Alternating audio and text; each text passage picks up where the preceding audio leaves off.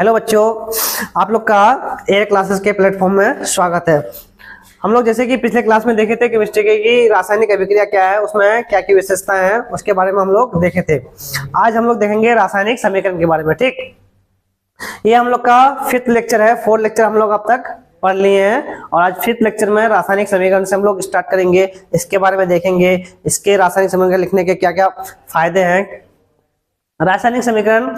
ठीक, तो चलते हैं हम लोग। पहला टॉपिक है मेरे लोग का आज का रासायनिक समीकरण। ठीक, इसे लिखा हुआ है, जब कोई रासायनिक अभिक्रिया संकेतों एवं सूत्रों के माध्यम से लिखा जाता है तो उसे हम लोग क्या कहते हैं, रासायनिक समीकरण। ठीक, संकेतों या सूत्रों के माध्यम से लिखने वाले रासायनिक अभिक्रिया को हम लोग क्या बोलते हैं, रासायनिक समीकरण। हम लोग फर्स्ट क्लास में पढ़े थे संकेत, जैसे हाइड्रोजन का H था, हीलियम का He था, ऑक्सीजन का O था, नियोन का Ne था, सोडियम का Na था। वो सब क्या था हम लोग के लिए, संकेत, जिसको हम लोग इंग्लिश में बोले थे क्या, सिंबल। ठीक, रासायनिक समीकरण इसका इंग्लिश क्या होता है, केमिकल इक्वेशन। ठीक, इसे देख लीजिए, हाइड्रोजन प्लस ऑक्सीजन, ऑक्सीजन, ठीक, मिलके क्या बनता है, जल। क्या बनता है, जल। लेकिन ये रासायनिक समीकरण नहीं हम लोग का। हम लोग का क्या रासायनिक समीकरण है, हाइड्रोजन का संकेत लेंगे, ऑक्सीजन का संकेत लेंगे और जल का क्या लेंगे, संकेत या सूत्र लेंगे। ठीक, देख लीजिए, हाइड्रोजन का क्या होता है H2, ऑक्सीजन का क्या होता है O2, मिलके क्या बना H2O। ठीक, देखिए ये हाइड्रोजन क्या हो गया, संकेत, ये ऑक्सीजन का क्या हो गया, संकेत, ये क्या हो गया H2O, जल का क्या हो गया, सूत्र हो गया। ठीक, तो इसी के माध्यम से, सूत्र या संकेत के माध्यम से जो रासायनिक अभिक्रिया लिखी जाती है उसी को हम लोग क्या बोलते हैं, रासायनिक समीकरण। ठीक है, क्लियर हो गया। तो आज से याद रखना है कि सूत्र या संकेत के माध्यम से जो भी हम लोग रासायनिक अभिक्रिया लिखेंगे उसको हम लोग क्या बोलेंगे, रासायनिक समीकरण। ठीक, इतना ठीक है। कुछ भी लिख सकते हैं, जैसे हो गया नाइट्रोजन प्लस हाइड्रोजन क्या बनता है, NH3 अमोनिया। ठीक, ये भी नाइट्रोजन क्या है, सूत्र है, हाइड्रोजन का क्या है, ये सूत्र है, ये अमोनिया का क्या है, सूत्र है। ठीक, अब देखिए आगे चलते हैं, आगे क्या है, आगे टॉपिक लेते हैं हम लोग। आगे हम लोग टॉपिक क्या है, रासायनिक समीकरण लिखने के नियम। ठीक, रासायनिक समीकरण को हम लोग लिखते हैं कैसे, जैसे हम लोग पढ़े हाइड्रोजन ऑक्सीजन मिलके क्या बना, जल बना। आखिर इसको हमको लिखने का कुछ तो रूल होगा, कुछ तो नियम होगा। अब वही देखते हैं हम लोग का कि रासायनिक समीकरण लिखते हैं कैसे हैं। फर्स्ट क्या है, पहले देख लेते हैं एक एक करके, उसके बाद देखेंगे क्या होता है। अभिक्रिया के अभिकारकों को समीकरण के बाईं ओर लिखा जाता है, अभिक्रिया के प्रतिफलों को समीकरण के दाईं ओर लिखा जाता है, अभिक्रिया के सूत्रों के बीच क्या होता है, प्लस का चिन्ह होता है, और प्रतिफलों के सूत्रों के बीच का भी क्या होता है, प्लस का चिन्ह होता है, और अभिकारक और प्रतिफल के बीच क्या होता है, तीर का चिन्ह होता है। इससे पहले देखिए हम लोग क्या देखे, H2 प्लस O2 क्या बना, H2O। ठीक, इससे बढ़िया की दूसरा एग्जांपल लेते हैं, जो प्रतिफल में भी 2 बने और क्या बोलते हैं, अभिकारक में भी 2 बने, 2 लेना पड़े। Mg प्लस ले लेते हैं HCl। ठीक, ये बन जाता है क्या, MgCl2 प्लस H2। ठीक, अब देखिए यहाँ पहला पॉइंट देखिए आप, अभिक्रिया के अभिकारकों को समीकरण के बाईं ओर लिखा जाता है, ये आपका समीकरण हो गया। तीर के इधर क्या होता है, प्रतिफल, क्या होता है, प्रतिफल, क्लियर। और तीर के बाएं साइड क्या होता है, अभिकारक। हम लोग पढ़ चुके हैं प्रतिफल और अभिकारक। ठीक, इसमें कोई दिक्कत होना नहीं चाहिए। लिखा है क्या, अभिकारकों को समीकरण के बाईं ओर लिखा था। देखिए अभिक्रिया को, अभिकारक को कहां लिखे हैं, समीकरण के बाईं ओर। दूसरा लाइन क्या है, अभिक्रिया के प्रतिफल को समीकरण के दाईं ओर लिखा आता है। देखिए प्रतिफल को किधर लिखे हम लोग, बाएं तरफ, दाएं तरफ लिखे हैं। अभिक्रिया के सूत्रों के बीच क्या होता है, प्लस का चिन्ह होता है। देख लीजिए ये अभिकारक हम लोग, इसके बीच में देखिए मैग्नीशियम है, ये HCl है। ठीक, इसके बीच में देखिए प्लस का चिन्ह है कि नहीं है। प्रतिफलों के सूत्रों के बीच क्या होता है, प्लस का चिन्ह होता है। देख लीजिए MgCl2 और H2 है, इसके बीच में क्या है, प्लस का चिन्ह है। अभिकारकों और प्रतिफलों के बीच क्या होता है, तीर का चिन्ह है। देखिए अभिकारक ये हो गया, प्रतिफल वो हो गया, इसके बीच में देखिए तीर का चिन्ह है कि नहीं है। ठीक, थोड़ा पानी पी लेते हैं थोड़ा सा हम।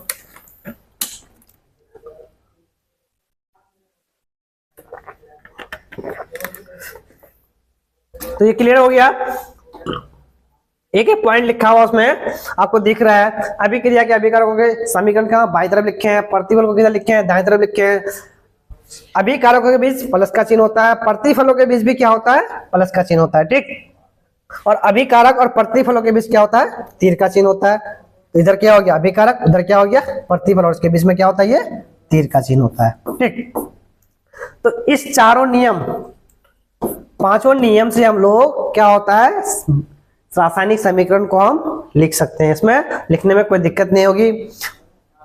तो ये तो लिखने सीख गए, जो सब पॉइंट दिया हुआ उसको पॉइंट को देखना, और एक क्या रासायनिक समीकरण हम लोग आसानी से लिख सकते हैं। ठीक, आगे देखते हैं हम लोग, आगे कौन सा टॉपिक देखते हैं हम लोग,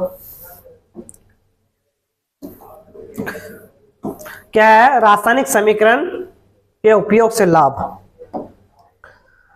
अब आप लोग कहिएगा सर हम लोग रासायनिक समीकरण तो पढ़ रहे हैं, लेकिन क्यों पढ़ रहे हैं, इससे कोई बेनिफिट है, कोई फायदा है तभी ना पढ़ रहे हैं। कोई चीज भी हम लोग करते हैं तो उससे कुछ फायदा होता है तभी वो चीज करते हैं, जिससे हमको कोई चीज का फायदा ना हो वो चीज करते नहीं है, और चीज करने में मन भी नहीं लगता है। ठीक, तो रासायनिक समीकरण जो हम लोग पढ़ रहे हैं तो उसमें कोई फायदा है कि नहीं है। ठीक, तो पहला देखिए, पूरे दुनिया में एक ही प्रकार के रासायनिक संकेतों का उपयोग होता है, जिससे वैज्ञानिकों को रासायनिक समीकरण की जानकारी प्राप्त करने में क्या होती है आसानी होती है।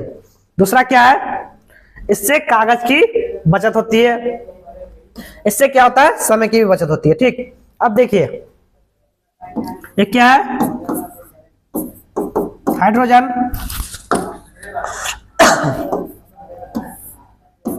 तो सब देख लीजिए आप, ऑक्सीजन। ठीक, हाइड्रोजन और ऑक्सीजन मिलके क्या बनेगा, जल। अब देख लीजिए हाइड्रोजन है इसको आप हिंदी में लिखिए या इंग्लिश में लिखिए। ठीक, इंडिया में क्या चलता है, हिंदी या इंग्लिश समझ में आती है। हाइड्रोजन और ऑक्सीजन मिलके क्या बन गया, जल। ये तो आप समझ गए क्योंकि आप इंडिया में रहते हैं। लेकिन जो आदमी चीन में रहता है या इराक में रहता है या अदर कंट्री में रहता है जहां इंग्लिश या हिंदी नहीं चलती है इतना, तो वहां कैसे पहचानेगा। ठीक, तो आप देखिए क्या होता है, हाइड्रोजन में क्या लेंगे हम लोग, संकेत, क्या होता है H2। ऑक्सीजन का क्या लेंगे हम लोग, संकेत, क्या बनेगा, जल।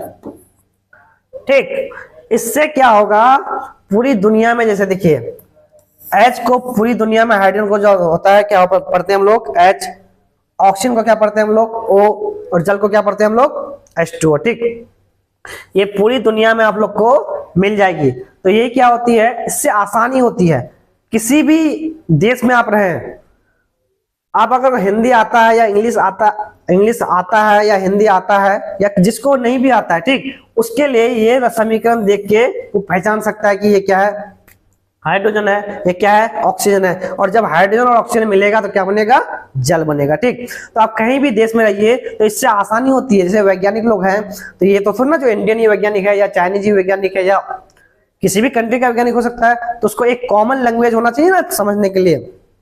तो इसीलिए संकेतों का उपयोग करते हैं हम लोग।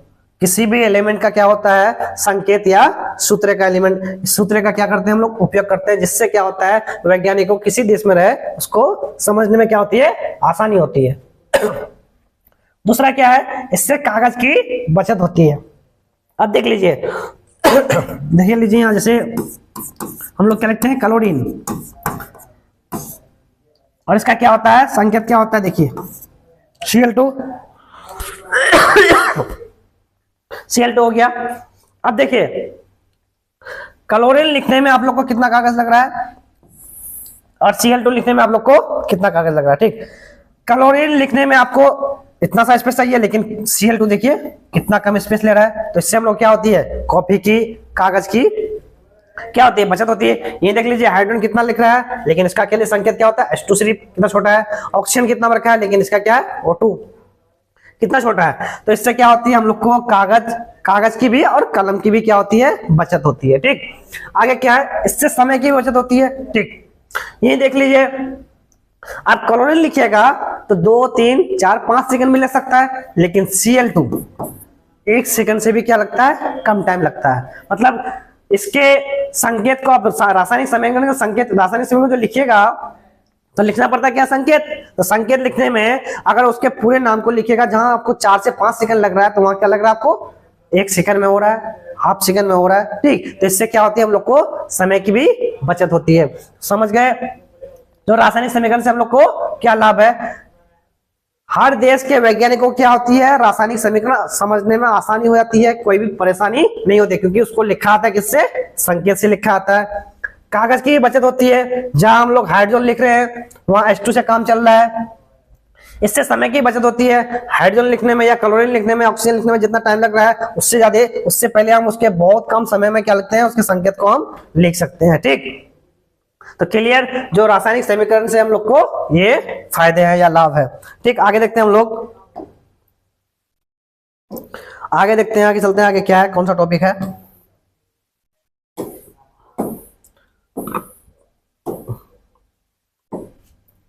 अब देखिए, रासायनिक समीकरण से प्राप्त होने वाली सूचनाएं। कोई भी रासायनिक समीकरण है, हम लोग को उससे कौन सी सूचनाएं प्राप्त होगी, ठीक। पहला क्या है, ये अभिकारक और प्रतिफलों के संकेत सूत्र की जानकारी देता है, क्लियर। जैसे हाइड्रोजन है, क्या है, H2, ऑक्सीजन O2 पढ़े हम लोग अभी। ये अभिकारक और प्रतिफल के मोलों की संख्या बताता है, बताएंगे मोलों की संख्या क्या होती है।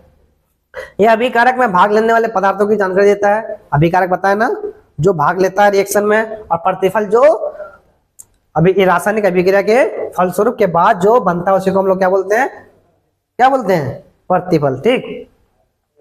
जैसे देख लीजिए, नाइट्रोजन और हाइड्रोजन, ठीक, क्या बना, NH3। अब देख लीजिए यहाँ कितना होता है, 2, यहाँ कितना होता है, 3, क्लियर। पहला पॉइंट क्या है, ये अभिकारक और प्रतिफलों के संकेत सूत्र की जानकारी देता है, क्लियर। नाइट्रोजन के लिए क्या लिखे हम लोग, N2, हाइड्रोजन के लिए क्या लिखे हम लोग, H2, और अमोनिया के लिए क्या लिखे हम लोग, NH3। तेरह है ना यार, नाइट्रोजन है तो उसके लिए क्या दे रहा है, हम लोग को N2 दे रहा है, तो संकेत की जानकारी दे रहा है। हाइड्रोजन है तो क्या दे रहा है, H2 दे रहा है, और अमोनिया है तो क्या दे रहा है, NH3 दे रहा है। तो संकेतों या सूत्रों की जानकारी हम लोग को दे रहा है, ठीक। दूसरा क्या है, ये अभिकारक और प्रतिफलों के मोलों की संख्या बताती है। देख लीजिए मोल, इसको तो आप ही पढ़े नहीं होंगे आप लोग, मोल 11 में पढ़ना है, ठीक। तो पहले एक कुछ समझ लीजिए मोल होता क्या। इसके आगे जो रहेगा, जैसे यहाँ क्या है, N2 के आगे क्या है, कुछ नहीं है, तो 1 है। तो नाइट्रोजन के लिए कितना मोल हो गया, 1। देखिए यहाँ हाइड्रोजन का आगे कितना है, 3, और अमोनिया के लिए आगे कितना है, 2।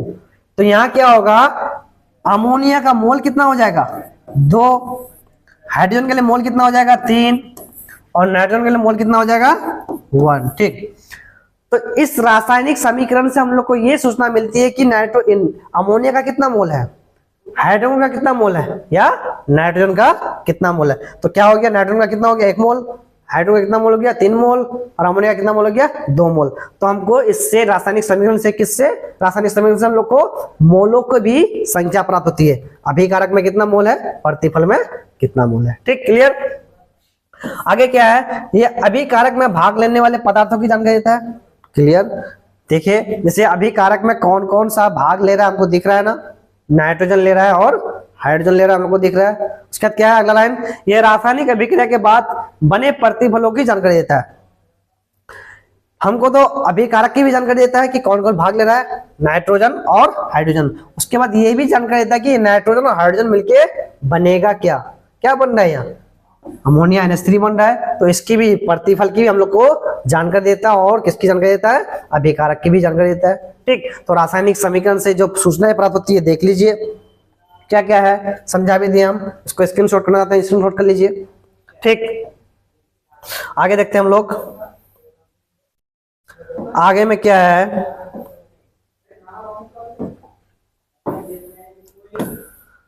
अब देख लीजिए इंपोर्टेंस टॉपिक शुरू होता है हम लोग का। पहला क्या है, रासायनिक समीकरण कितने प्रकार के होते हैं? दो। कितने? दो। रासायनिक समीकरण कितने प्रकार के होते हैं? दो प्रकार के होते हैं। दिख रहा होगा यहाँ को, पहला क्या है, संतुलित रासायनिक समीकरण, दूसरा क्या है, असंतुलित रासायनिक समीकरण। ठीक, संतुलित का लिखा हुआ है बैलेंस केमिकल इक्वेशन, और असंतुलित का लिखा हुआ है अनबैलेंस केमिकल इक्वेशन। ठीक, होता क्या है, बैलेंस केमिकल इक्वेशन या संतुलित रासायनिक समीकरण में क्या होता है, तत्व, अभिकारक और प्रतिबल होता है रासायनिक समीकरण में। तो अभिकारक के तरफ किसी भी तत्व का परमाणु की संख्या, प्रतिफल के तत्व के परमाणु की संख्या दोनों आपस में क्या होती है, बराबर होती है। ठीक, तो उसको क्या बोलते हैं हम लोग, संतुलित रासायनिक समीकरण।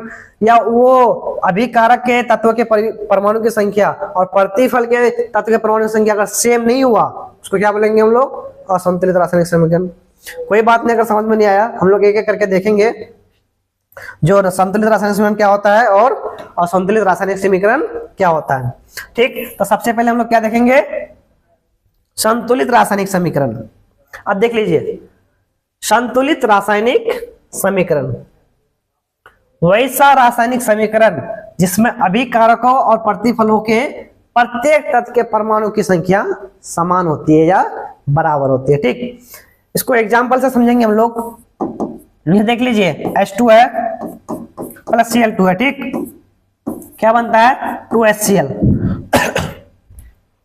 देखिए यहीं से पता लगेगा कि संतुलित है या नहीं है। ये हाइड्रोजन कितना है, 2 दिख रहा है, क्लोरीन कितना है, 2।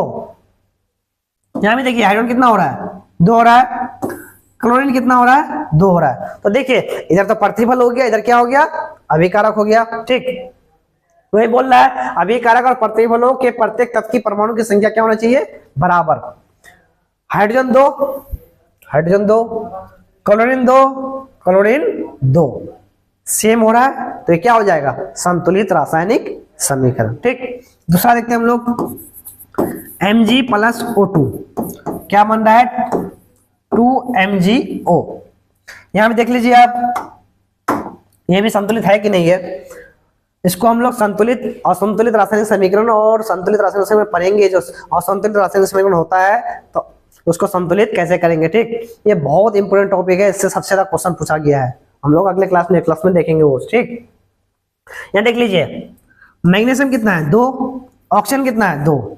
यहाँ भी देखिए मैग्नीशियम कितना हो रहा है, 2 हो रहा है, और ऑक्सीजन में कितना हो रहा है, 2 हो रहा है। तो इधर भी अभिकारक की तरफ दीजिए मैग्नीशियम 2, प्रतिफल की तरफ भी मैग्नीशियम 2, अभिकारक की तरफ ऑक्सीजन 2, प्रतिफल की तरफ भी ऑक्सीजन 2 सेम आ रहा है। तो प्रत्येक तत्व का परमाणु की संख्या क्या है, सेम है, तो ये भी क्या हो जाएगा, रासायनिक समीकरण। और अगर सेम नहीं हुआ तो क्या हो जाएगा, बराबर नहीं हुआ तो क्या हो जाएगा, असंतुलित रासायनिक समीकरण। इसका भी एग्जांपल देख लीजिए, देख लीजिए पहले, वैसा रासायनिक समीकरण जिसमें अभिकारक और प्रतिफलों के प्रत्येक तत्व के परमाणु की संख्या बराबर नहीं होती है। या क्या था, बराबर होती है, या क्या है, बराबर नहीं होती है। एग्जांपल से समझते हैं हम लोग। जैसे देख लीजिए H2 है और O2 है, क्या बनेगा, जल, H2O, जिसको वाटर पानी बोलते हैं हम लोग। ठीक, हाइड्रोजन कितना है यहाँ, बताइए, हाइड्रोजन कितना है, 2 है यहाँ। ऑक्सीजन कितना है यहाँ, 2। ये तो अभिकारक की तरफ हो गया। अब देखते हैं प्रतिफल की तरफ, हाइड्रोजन कितना है यहाँ, 2, लेकिन ऑक्सीजन देखिए कुछ है नहीं, कुछ नहीं, तो कितना है, 1। अभिकारक की तरफ हाइड्रोजन 2, प्रतिफल में भी हाइड्रोजन 2, लेकिन देखिए अभिकारक की तरफ ऑक्सीजन कितना है, 2, प्रतिफल की तरफ ऑक्सीजन कितना है, 1। सेम है, हाइड्रोजन तो सेम है, लेकिन यहाँ ऑक्सीजन सेम नहीं है। अगर हाइड्रोजन सेम है, ऑक्सीजन सेम नहीं है, तो ये भी क्या हो जाएगा, असंतुलित रासायनिक समीकरण। ठीक, क्योंकि इसके तत्वों के परमाणु की संख्या अभिकारक और प्रतिफल के बीच, प्रतिफलों की तरफ समान नहीं है। और एक एग्जांपल देख लेते हैं हम लोग, देख लीजिए N2 प्लस H2, क्या बनेगा NH3। इस एग्जाम्पल पहले देख चुके हैं हम लोग ने एक बार। देखिए यहां नाइट्रोजन कितना है, नाइट्रोजन कितना है यहाँ 2, हाइड्रोजन कितना है 2, ठीक। तो अभिकारक तरह हो गया। अब देखते हैं प्रतिफल की तरफ ही, जो क्या है नाइट्रोजन 1 हाइड्रोजन 3, ना नाइट्रोजन मिल रहा है ना हाइड्रोजन मिल रहा है। नाइट्रोजन उधर कितना है 2, इधर कितना है 1, उधर हाइड्रोजन कितना है 2, इधर हाइड्रोजन कितना है 3, ना तो नाइट्रोजन मिल रहा है ना तो हाइड्रोजन मिल रहा है। तो देख लीजिए अभिकारक की तरफ तत्व के परमाणु की संख्या और प्रतिफल की तरफ तत्व के परमाणु की संख्या समान नहीं हो रही है, इसलिए यह क्या हो जाएगा असंतुलित रासायनिक समीकरण, ठीक। अगले क्लास में हम लोग देखेंगे, इतना तो समझ में आ गया आप लोग को, और अगले क्लास एक इंपॉर्टेंट क्लास है, ठीक, क्योंकि इसमें हम लोग को देखना है कि असंतुलित रासायनिक समीकरण को हम संतुलित कैसे करेंगे। उससे बहुत सारा क्वेश्चन पूछा गया, मतलब एक साल में ऐसा कभी हुआ है कि 2 क्वेश्चन पूछ लिया गया कि इस समीकरण कोई समीकरण दे दिया हुआ है, उसको बोलता है कि इसको संतुलित करो, ठीक। तो बहुत इंपॉर्टेंट टॉपिक है, आगे हम लोग पढ़ेंगे। तब तक के लिए इसको आप रिवाइज कीजिए, ठीक। ये भी इंपॉर्टेंट है। इसमें देख लीजिए, ये जो है पहला जो पढ़े हम लोग रासायनिक समीकरण, ठीक, कहाँ गया ये, इससे ऊपर वाला रासायनिक समीकरण, ये क्या है 2023 में भी पूछा गया और 2022 में भी पूछा गया, ठीक। ये 2023 में सेकंड सिटिंग में पूछा गया था और 2022 में किसमें पूछा गया था, फर्स्ट सिटिंग में पूछा गया था। ये नहीं जो इससे क्वेश्चन नहीं बनेगा, इससे भी क्वेश्चन बनेगा, ठीक। ये भी क्वेश्चन, इससे भी क्वेश्चन पूछ सकता है, ठीक। इसको अच्छे से रिवाइज करके आइएगा। और नेक्स्ट क्लास में हम लोग पढ़ेंगे क्या, किसी भी असंतुलित रासायनिक समीकरण है तो उसको हम लोग को संतुलित कैसे करना है, ठीक। तब तक के लिए आप लोग का शुक्रिया, धन्यवाद।